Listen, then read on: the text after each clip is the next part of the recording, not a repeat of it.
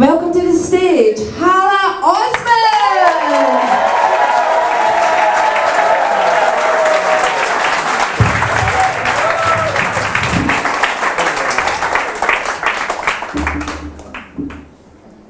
Hello. Oh, that's a bit better. Thank you very much. So, my name's Hala. Oh, all right. So, I'm also a little bit short. So, my name's Hala. It's a little bit of an unusual name. So, when I introduce myself, I kind of go to a lot of effort to really spell it out. So, I kind of go, it's Hala. It's a bit like Carla. It's just 2 syllables. And when that becomes really hard for people, they ask me to spell it. So I say, yeah, of course. It's spelled H-A-L-A. To which I often get, oh, is that it? I thought it would be longer. And you're like, great, my parents only gave me 4 letters. That's what I got given at birth, I'm afraid. And you kind of realise, by having an unusual name, that there's a good proportion of people that just aren't listening to a word you're saying, and the other proportion just don't care. So one of my favourite times when I was trying to, really make my name stick, really spelling it out to this guy, and he said, do you know what? It's just a really hard name. I just can't get my head around it. I can't get my tongue around it. It's a bit weird. But you do really remind me of someone. You remind me of my friend. She's called Helen. So do you mind if I just call you Helen? Because you kind of remind me of her. To which I said, yeah, of course, Matthew. Not a problem. I'm more than happy to be called Helen. Because you remind me of someone else, actually. You remind me of a douchebag. So I'm more than happy to be called Helen if you're cool with douchebag. So last year I did this thing, and I grew up. Bought myself a house. Yeah, it's so overrated. I felt quite ripped off, to be honest. So I bought myself a house. So being a grown up, I was having a barbecue with my work colleagues. Now, when you're hanging out with your work colleagues, there's always this thin veneer of pretense, where you're just pretending to be normal. They're not. Hi, work colleagues.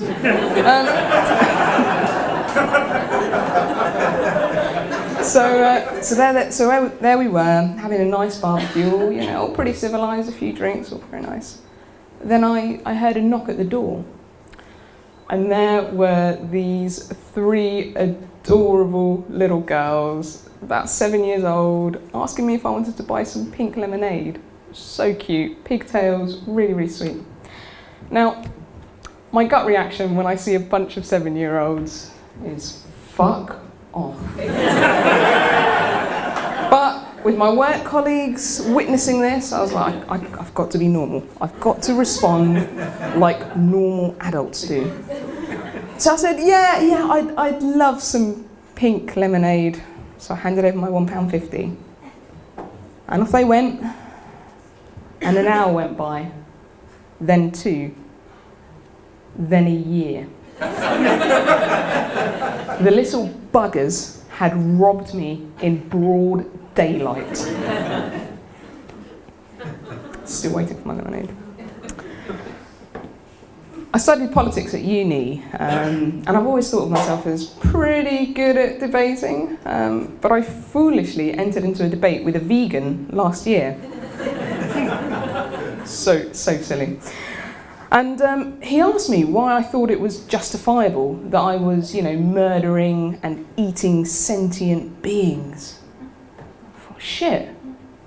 I thought, I've got a really good counter-argument for this. Pastrami sandwiches. Really nice New Yorker sandwiches. I felt like my argument was a little bit thin.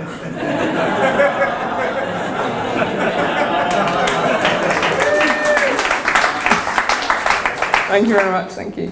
So in a way to redeem myself, I thought I'd give Veganuary a go. Yeah, it's 2 words. You take the most miserable month of the year. You remove the only things that make it pleasurable, such as cheese and meat.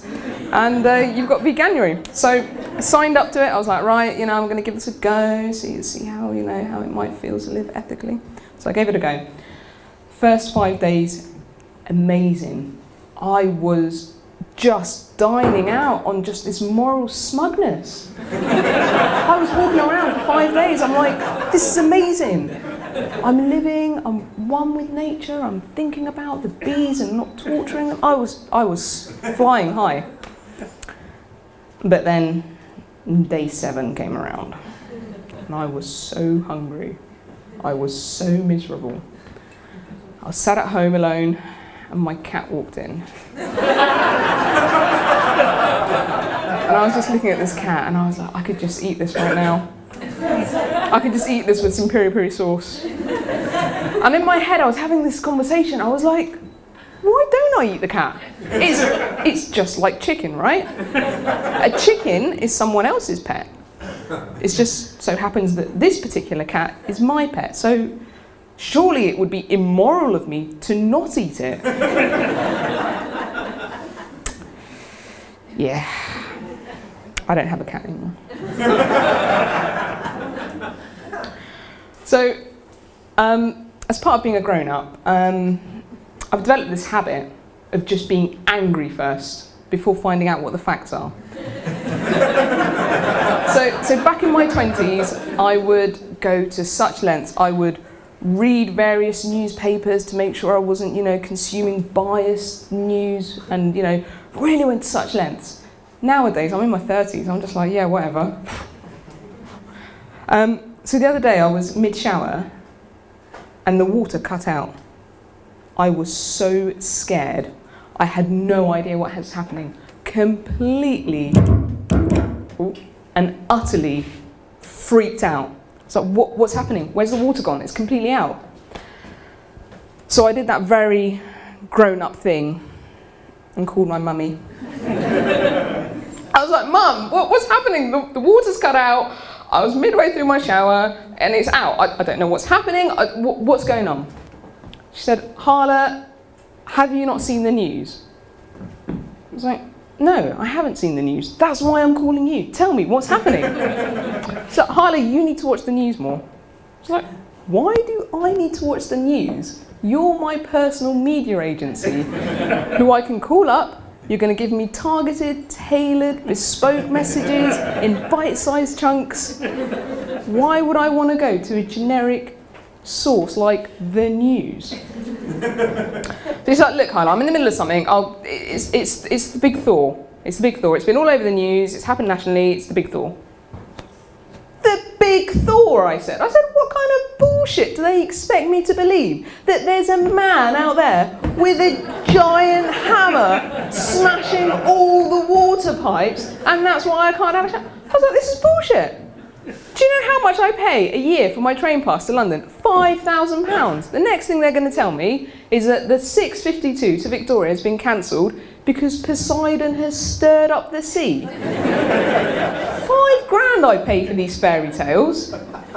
I was so angry. I couldn't get it. I was seething. I was raging. And a couple of weeks later, I actually read the papers.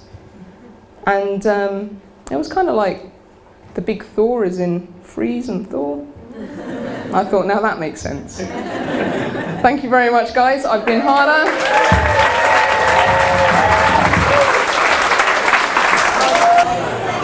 Hala.